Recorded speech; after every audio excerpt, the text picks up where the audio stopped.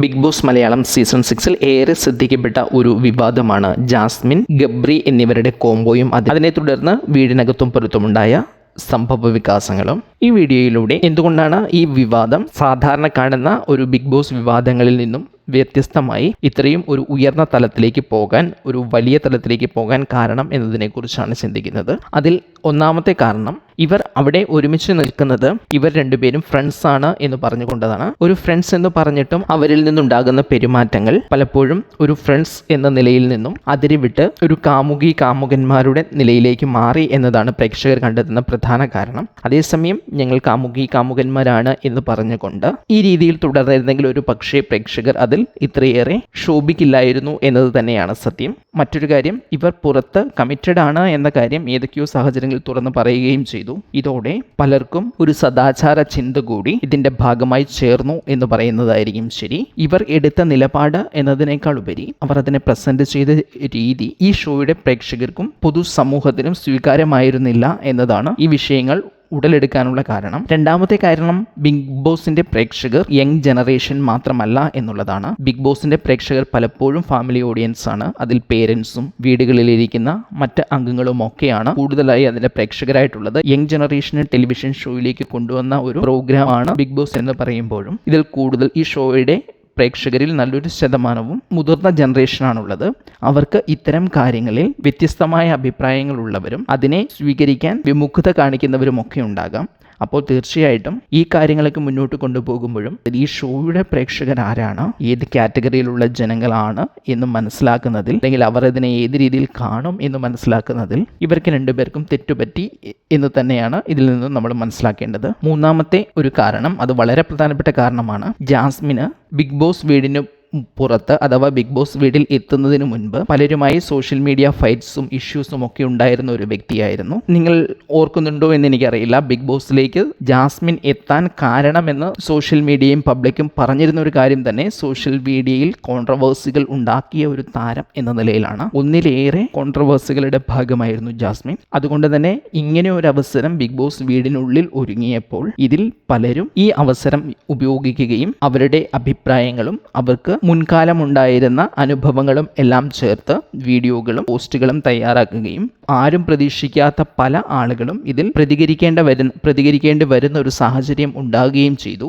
സത്യത്തിൽ social media ഫൈറ്റുകളുടെ കാലത്ത് social മീഡിയയിൽ ഇവർക്കുണ്ടായിരുന്ന ആ റീച്ച് സോഷ്യൽ മീഡിയ നല്ല രീതിയിൽ തന്നെ ഉപയോഗിച്ചു എന്ന് പറയാം. ഇതിനു മുൻപുണ്ടായ എല്ലാ സോഷ്യൽ മീഡിയ ഫൈറ്റുകളുടെ സമയത്തും ജാസ്മിൻ സോഷ്യൽ മീഡിയയിൽ ഉണ്ടായിരുന്നു, അല്ലെങ്കിൽ ബിഗ് ബോസ് വീടിന് പുറത്തുണ്ടായിരുന്നത് കൊണ്ട് തന്നെ അതിൽ പ്രതികരിക്കാൻ ജാസ്മിന് ഒരു അവസരം ഉണ്ടായിരുന്നു. ഈ അവസരത്തിൽ ജാസ്മിന് ആശയങ്ങളും തൻ്റെ വശം എന്താണ് എന്നുള്ളതും പറയാനുള്ള ഒരു അവസരം കിട്ടിയിട്ടില്ല. അതുകൊണ്ട് തന്നെ മുൻപ് ഇത്തരം വിവാദങ്ങളെ എങ്ങനെ ഹാൻഡിൽ ചെയ്തു ആ രീതിയിൽ ഹാൻഡിൽ ചെയ്യാൻ ജാസ്മിന് കഴിയാതെ പോയി.